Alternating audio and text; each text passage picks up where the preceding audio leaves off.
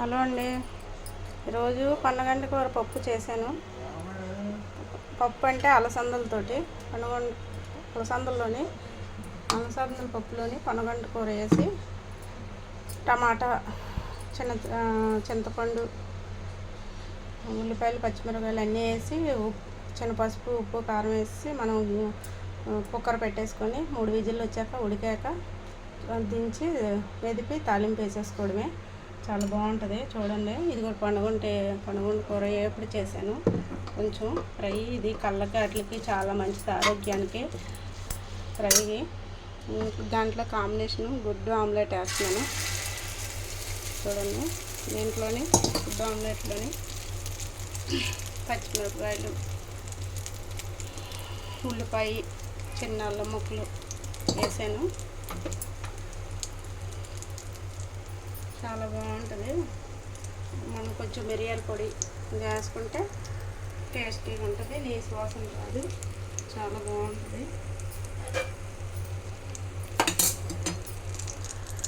ఒకసారి మీరు కూడా,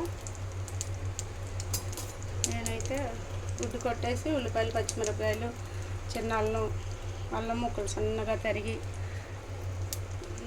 మిరియాల పొడి, కొంచెం శనగపిండి వేస్తాను. ఎందుకంటే మనకి గుడ్డు నీసు స్మెల్ రాకుండా ఉంటుంది, బాగుంటుంది.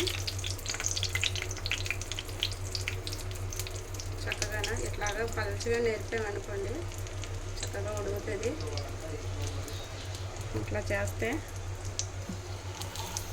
అంటే ఈ ఆకుకూర అది కదా, పిల్లలు ఆమ్లెట్ ఉంటే చక్కగా తినేస్తారు. కొంచెం మనం ఇలా మూత పెడితే ఆమ్లెట్ చక్కగా ఉడుకుతుంది. చూడండి,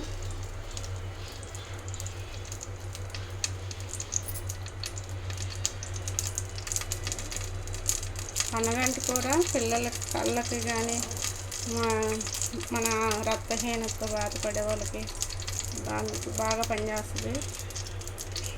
ఐరన్, కాల్షియం అన్నీ ఉంటాయి కనుక అనేక రకాలుగా బాగా ఆరోగ్యమైన ఫుడ్ ఇది.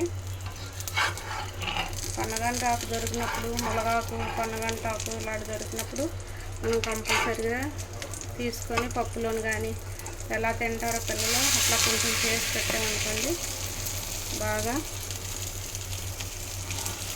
చక్కగా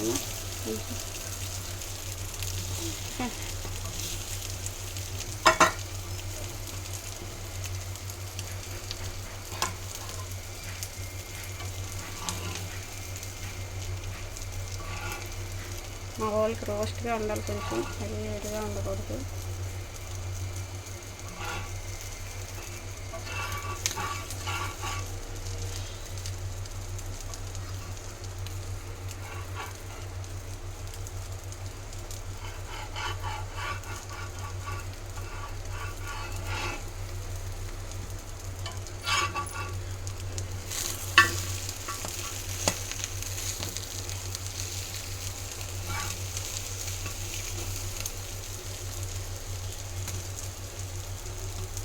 చూడండి, ఇట్లాగా మీరు కూడా ట్రై చేయండి.